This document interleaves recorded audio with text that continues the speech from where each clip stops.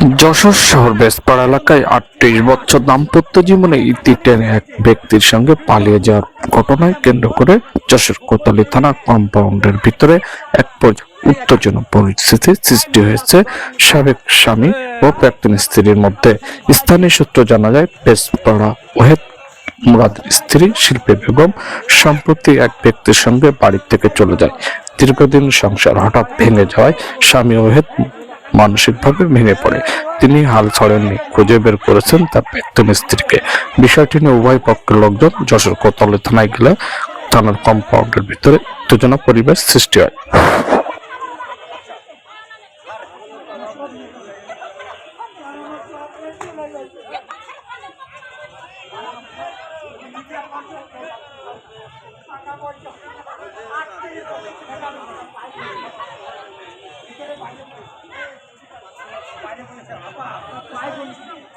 আমার নাতি এবার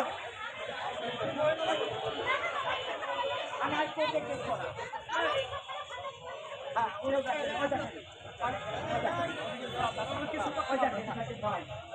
পুলিশের কাছে আমাদের খেতা যাচ্ছে সমস্যা সুলতান ভাই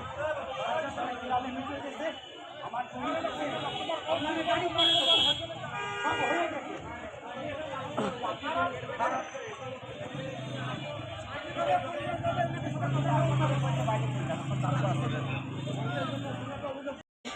আমার জমি আছে বাউলে। এখানে কেন আসছেন?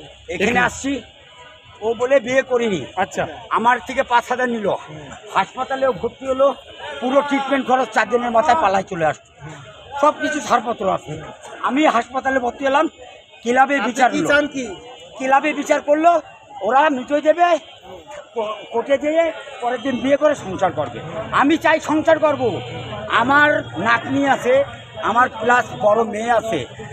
আমার নাতনি নিপা রানী, মেয়ের নাম নিপা, ইনস্টিটিউটে পড়াশোনা করে ক্লাস 5-এ, 11 বছর বয়স। তাহলে এই 4 বছর পুরো বয়সে ও কেন সোয়াগের দিয়ে আবার বলে আমি বিয়ে করিনি। এখন আপনি কি চাচ্ছেন কি? আমি চাই আমি ওরে ছাড়িনি, আমি সংসার করবো। ঠিক বুঝতে পেরেছেন? নিয়ে আমার গয়না গাটি সব শেষ করে, টাকা পয়সা সব শেষ করে এখন আমার রাস্তা নামাইয়ে এখন আমার মাইক ভোর ইয়ে করে। আর পাড়ার এক মহিলার সাথে লাইন আছে, সেদিন তো একটা বিয়ে করেছে। বুঝতে পেরেছেন? এখন মানে আমার মানে যেসব কথাবার্তা বলে মেরে ধরে সারা জায়গা, এই যে আমার মাথার চুল পর্যন্ত উঠাই দিয়েছে। দেখেছেন? আচ্ছা, আপনার ওই বিয়েটা কত বছর আগে? 40 বছর আগে? না না না না না, ওই 30 বছর 30 বছর আগে আমার বিয়ে হয়েছে। একটা মেয়ে ছাড়া ছাড়ি কত মাস আগে? আমি এই 4 মাস হচ্ছে আমি ডিপোজ দিয়েছি ওকে। তারপর আমি যেখানে যাচ্ছি সেখানে আমার কিছু আসছে না, আমি টাকা পয়সা নিচ্ছি, এই নিচ্ছি, ও নিচ্ছি। আচ্ছা, উনি অভিযোগ করছেন যে আপনি সোহাগ পরিবারের একজন ড্রাইভারকে বিয়ে করেছেন। না না না, কোনো কিছু না। ও বিয়ে করেছে, ওর বোনরা 4 বোন থেকে আর ভাই বউ থেকে ওকে বিয়ে দিয়েছে। এই যে 3 সপ্তাহ হচ্ছে বেসপাড়ায় ওখানে বিয়ে করেছে। আপনার ইনকোয়ারিতে যে দেখতে পারেন, বেসপাড়ায় এক মহিলারা বিবাহিত মেয়েরা, তার ছেলে পেলে সব আছে, তাকে সহ বিয়ে করেছে। বুঝতে পেরেছেন? এখন আপনি কি চান? আমি ওকে ডিভোর্স দিয়ে ওর সাথে ঘর করবো না।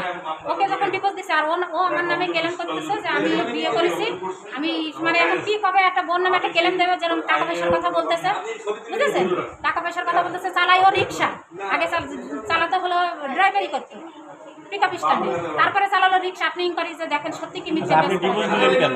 আমি কি বলতেছি, আমার জ্বালা যন্ত্রণা দিত, মারতো, থাকতো, হাসপাতালে পাঠাতো। এই যে আমার সারা মুখ পিছুটি সেলাই, মাথায় 14টা সেলাই আছে।